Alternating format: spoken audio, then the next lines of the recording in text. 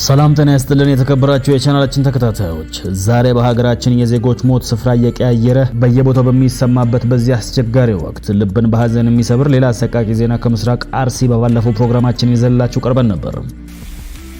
ሰሞኑንም ግንቦት 23 2018 በአርሲ ዞን አሰኮ ወረዳ በዕለተ ጨፌ በሚለው ቀበሌ ሰባተኛ ዙር ጠቅላላ ሀገራዊ ምርጫውን ለማደናቀፍ ከታሪካዊ ጠላቶቻችን ተልኮ ወስዶ ስምሪቱን ሰጥቶ ተንቀሳቅሶ ነበር። ለ101 ዓመታት የምእመናን የጸሎት መጠለያና የእምነት ምልክት ሆኖ የቆየው የአርሲው የጠላታ ቅዱስ ገብርኤል ቤተክርስቲያን ዛሬ የለም። በመትኩ የጭስ የእንባና የትካዜ መናኸሪያ ሆኗል።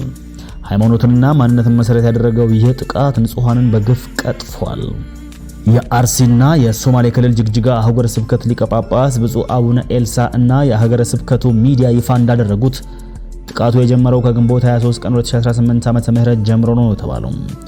በኦሮሚያ ክልል ምስራቅ አርሲ ሀገረ ስብከት ስር በሚገኙ 3 ወረዳዎች ማለትም በአሰኮ በሽርካና በሆንቆሎ ዋቤ ወረዳዎች ላይ ድንገት ያንዣበበው የሞት ጥላ የ13 ንጹሃን ኦርቶዶክሳውያንን ህይወት በአሰቃቂ ሁኔታ ቀጥፏል። ጥቃቱ በዚህ ብቻ አላበቃም።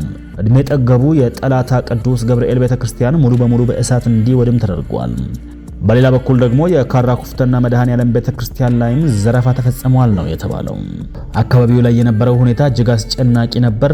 የታጠቁ ኃይሎች የካራ ኩፍተና መድኃኔዓለም ቤተክርስቲያንን ሲዘርፉና መኖሪያ ቤታቸውን በእሳት ሲያጋዩ ምእመናን ቅድሚያ የሰጡት ለህይወታቸው ወይም ለንብረታቸው አልነበረም።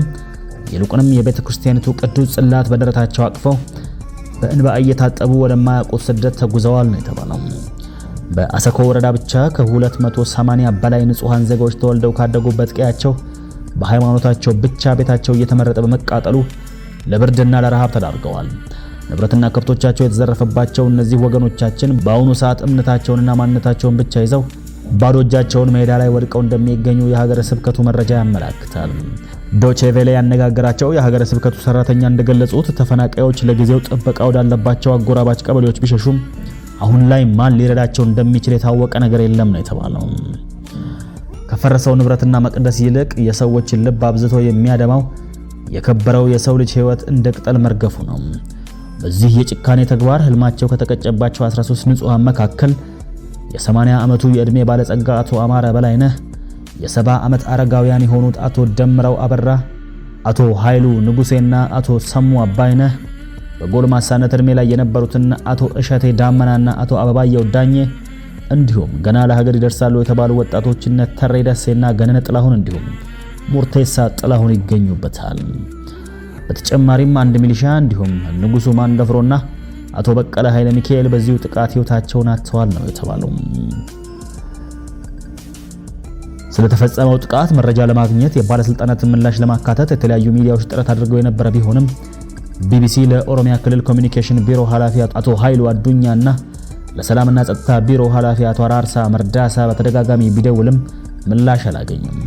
የአርሲ ዞን የኮሚኒኬሽን ኃላፊ አቶ ሶሪ ወጊ እስካሁን የደረሰን መረጃ የለም እናጣራለን ሲሉ ጥቃቱ ከተፈጸመባቸው አካባቢዎች አንዱ የሆነውን የሆንቆሎ ዋቤ ወረዳ አስተዳደር ሐሰን መሐመድም መረጃ የለንም የሚል ምላሽ ሰጥተዋል።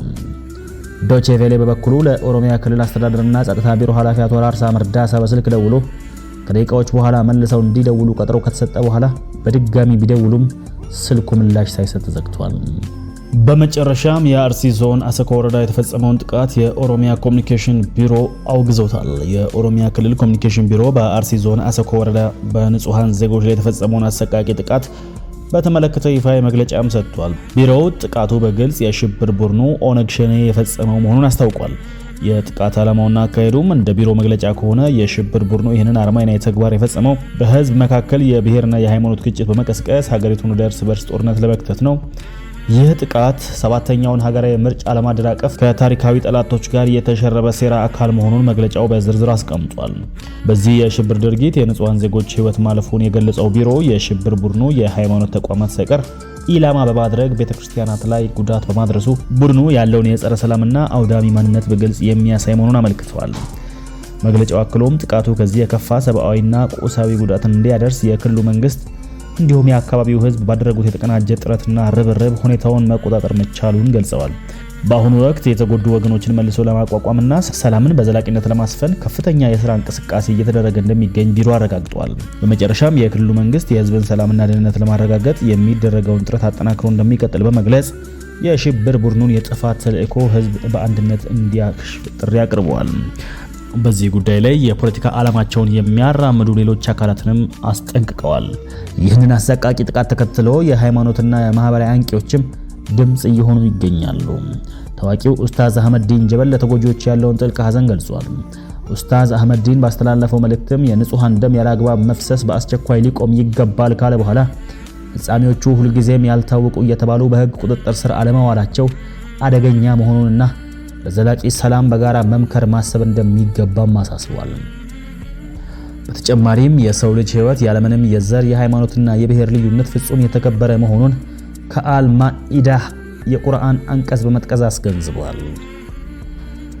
በአርሲና ሶማሌ ክልል ጅግጅጋ አህጉረ ስብከት ሊቀ ጳጳስ ብፁዕ አቡነ ኤልሳ ስለ አንተ ሁልጊዜም ተገለናል እንደሚታረዱትን በጎች ሆነናል በሚለው መዝሙረ ዳዊት ቃል በሚሰብር ሐዘናቸውን ገልጸው ለተጎጂዎች መጽናናትን ተመኝተዋል።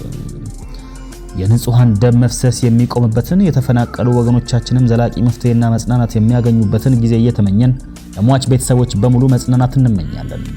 እርስዎ በዚህ አሳዛኝ ክስተት ላይ ያለውትን አስተያየት በኮሜንት መስጫው ሳጥን ላይ ያጋሩን። ቪዲዮውን ከወደዳችሁ ሼር በማድረግ ድምጽ ለሌላቸው ወገኖቻችን ድምጽ ይሁኑ። ሰላም ለሀገራችን። ይህ አና ሚዲያ ነው። እኔም ሄኖክ ብርሃኑ ነኝ።